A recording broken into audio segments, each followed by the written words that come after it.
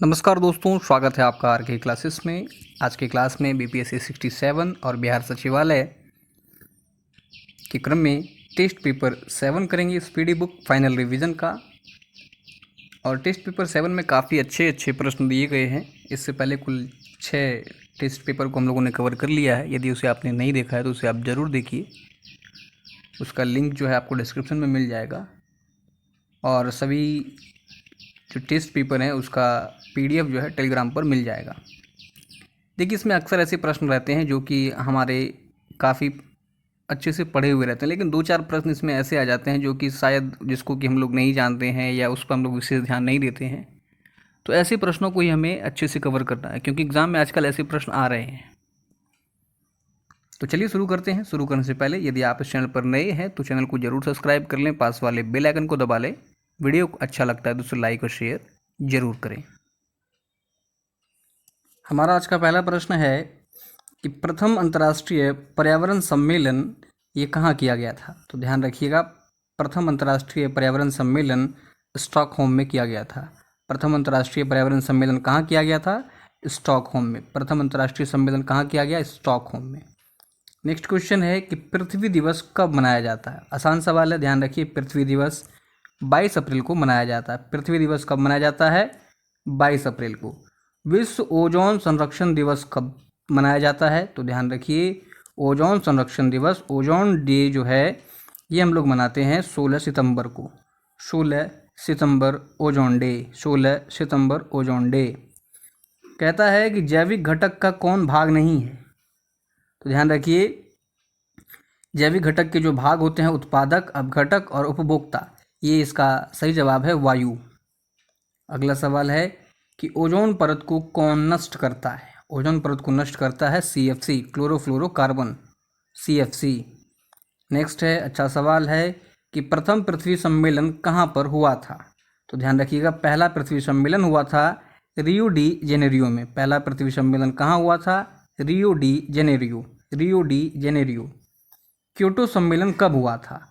तो ध्यान रखिए, क्योटो सम्मेलन जो हुआ है ये 1997 में हुआ था। ध्यान रखिएगा, क्योटो सम्मेलन कब हुआ था? 1997 में। और ये प्रभावी हुआ था 2005 से, ये भी ध्यान में रखिएगा। नेक्स्ट कहता है कि पारा से प्रदूषित प्रभावित अंग कौन सा है। तो ध्यान रखिए, पारा से हमारा जो प्रभावित अंग है वो होता है मस्तिष्क। ठीक है, पारा से एक मिनी माता रोग होता है। नेक्स्ट क्वेश्चन है कि राष्ट्रीय जल नीति की घोषणा कब की गई थी। तो ध्यान रखिए, राष्ट्रीय जल नीति की घोषणा 2002 में की गई थी। राष्ट्रीय जल नीति की घोषणा 2002 में, राष्ट्रीय जल नीति की घोषणा 2002 में। अगला है कि ओजोन परत के संरक्षण से संबंधित मॉन्ट्रियल सम्मेलन कब किया गया था। तो ध्यान रखिएगा, ओजोन परत की बात हो रही है तो ओजोन डे मनाया जाता है 16 सितंबर को। और इससे संबंधित ओजोन परत से के संरक्षण से संबंधित जो मॉन्ट्रियल सम्मेलन है ये 1987 में हुआ था। ध्यान रखिए, कई बार ये भी पूछता है कि मॉन्ट्रियल सम्मेलन का संबंध किसके संरक्षण से है। तो ध्यान रखिएगा, ओजोन परत के। अगला है कि राष्ट्रीय वन नीति कब लागू किया गया था। तो ध्यान रखिए, राष्ट्रीय वन नीति जो है ये हमारा लागू हुआ था 1988 में। राष्ट्रीय वन नीति कब? 1988। राष्ट्रीय वन नीति 1988।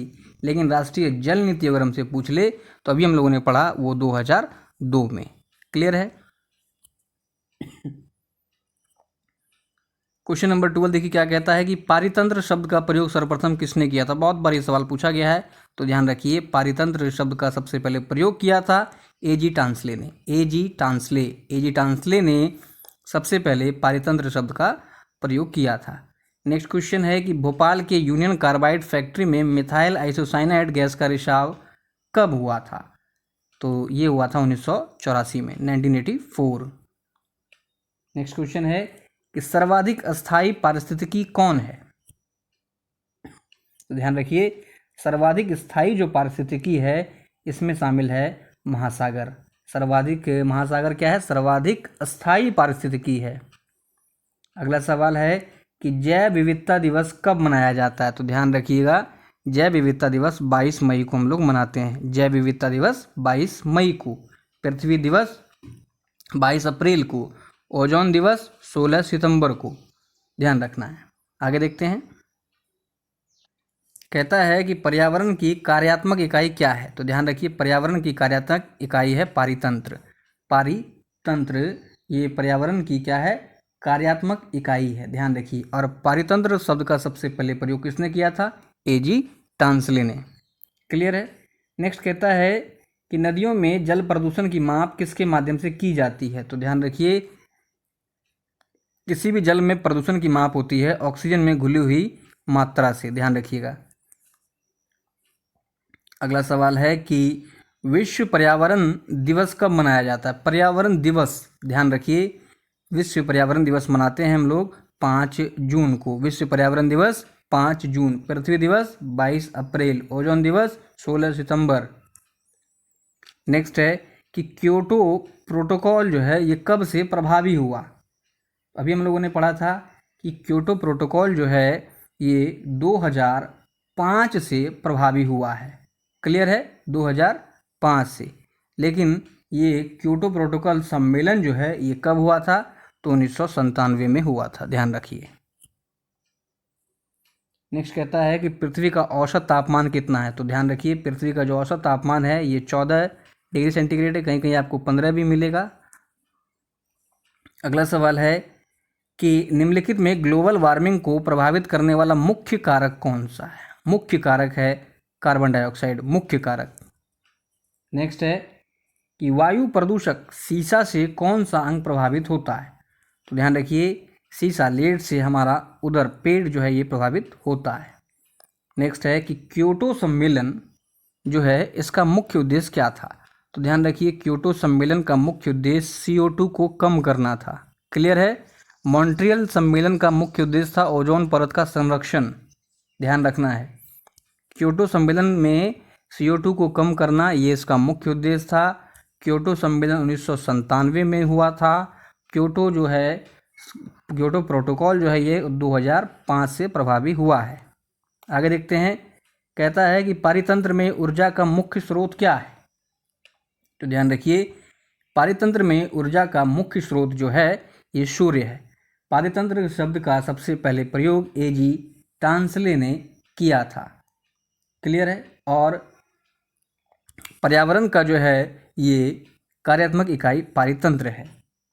नेक्स्ट क्वेश्चन क्या कहता है कि पहली बार इकोलॉजी शब्द का प्रयोग किसने किया था। इकोलॉजी शब्द का प्रयोग किया था, ध्यान रखिए रीटर ने। अच्छा सवाल है, इकोलॉजी शब्द का प्रयोग सबसे पहले किसने किया था, रीटर ने। टांसले ने किसका किया था, पारितंत्र का। क्लियर है। अरस्तु जीव विज्ञान का जनक। नेक्स्ट है कि सर्वप्रथम ग्रीन हाउस गैसों की संकल्पना किसने की थी। बहुत अच्छा सवाल है, ध्यान रखिए सबसे पहले ग्रीन हाउस गैस की संकल्पना की थी जोसेफ फोरियर ने। Joseph Fourier. बहुत अच्छा सवाल है, ध्यान रखिएगा जोसेफ फोरियर। रीटर की बात करें तो इसने सबसे पहले इकोलॉजी शब्द का प्रयोग किया था। एजी टांसले की बात करें सबसे पहले पारितंत्र शब्द का प्रयोग किया था। अगला सवाल है कि विश्व वन दिवस कब मनाया जाता है, तो ध्यान रखिए विश्व वन दिवस पूछ रहा है, ये मनाया जाता है 21 मार्च को। विश्व वन दिवस 21 मार्च। क्लियर है।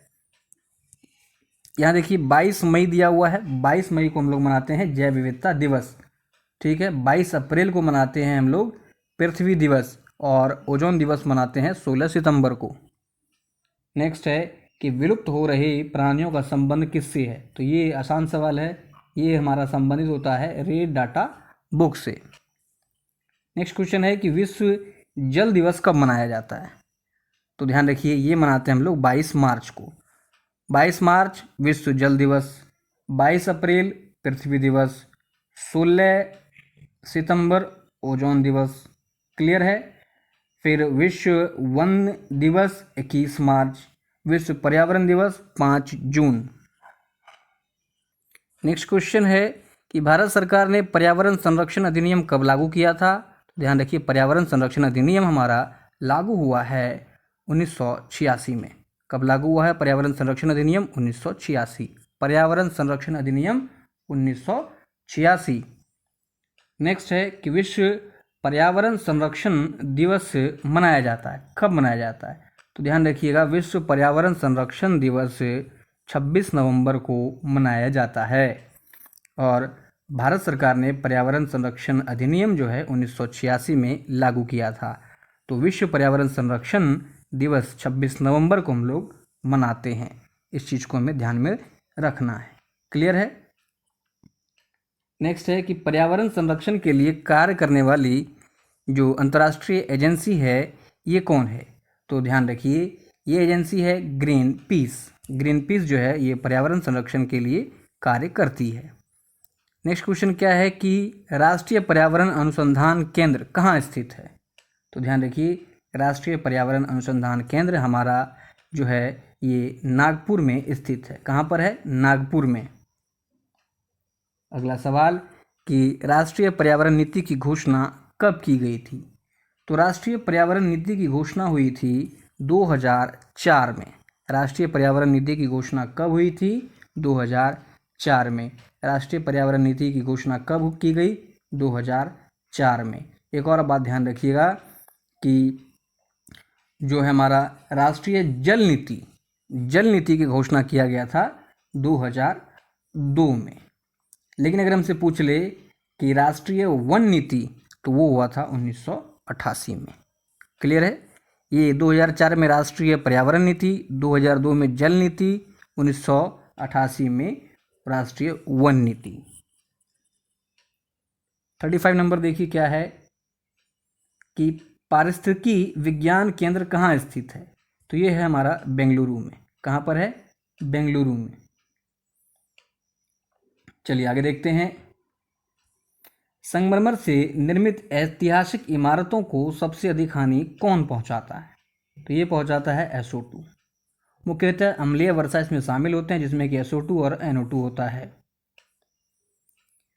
अगला कहता है कि अपघटक के अंतर्गत कौन कौन आते हैं? तो ध्यान रखिए, अपघटक में कवक एवं जीवाणु ये दोनों आते हैं। कवक एवं जीवाणु दोनों अपघटक के अंतर्गत आते हैं। नेक्स्ट क्वेश्चन क्या है कि ग्रीन हाउस गैस का कारक कौन नहीं है? तो ये दिख रहा है यहीं पर, ऑक्सीजन जो है ग्रीन हाउस गैस का कोई कारक नहीं है। बाकी जलवाष्प, मीथेन, कार्बन डाइऑक्साइड और भी कई सारे गैस जो है ग्रीन हाउस गैस के प्रमुख कारक हैं। अगला सवाल, विश्व आर्द्र भूमि दिवस ये कब मनाया जाता है? तो ध्यान रखिए, ये हम लोग मनाते हैं 2 फरवरी को। वर्ल्ड वेटलैंड डे 2 फरवरी। अगला सवाल देखिए, ऊर्जा पिरामिड सदैव होती है? तो ध्यान रखिए, हमेशा सीधी होती है। शायद ये बिहार दरोगा में आपसे पूछा गया था, ध्यान रखना है, एक बार चेक कर लीजिएगा। ऊर्जा पिरामिड हमेशा कैसी होती है? तो सीधा होता है ऊर्जा पिरामिड हमेशा। अगला सवाल है कि मानव जनित पर्यावरणीय प्रदूषण क्या कहलाता है? ये कहलाता है एंथ्रोपोजेनिक। अब देखिए, ऐसा सवाल अगर एग्जाम में पूछ देता है तो इस तरह के सवाल से जनरली ये बुक में नॉर्मल जो हम लोग पढ़ाई करते हैं उसमें नहीं रहता है।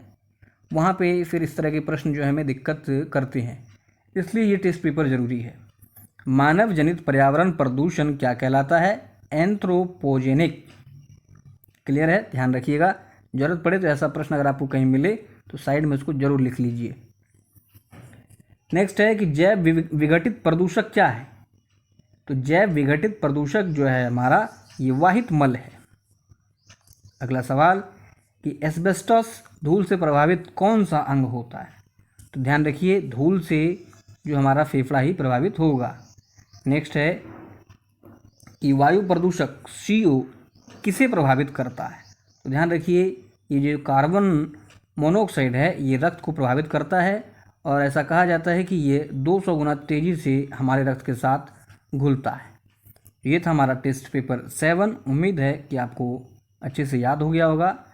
अगर आपको लगता है कि वीडियो थोड़ा धीरे धीरे रिकॉर्ड हो रहा है या वीडियो ज़्यादा लंबा हो जा रहा है, देखिए एक ही चीज़ को हम लोग कई बार जो है डिस्कस करते हैं, जिस वजह से वीडियो 2-4 मिनट ज़्यादा हो जाता है, ताकि चीज़ आपको अच्छे से याद रह सके। बाकी आप इसको स्पीड बढ़ाकर भी रिवाइज कर सकते हैं। जल्दी मिलते हैं अगले लेक्चर में, तब तक के लिए जय हिंद।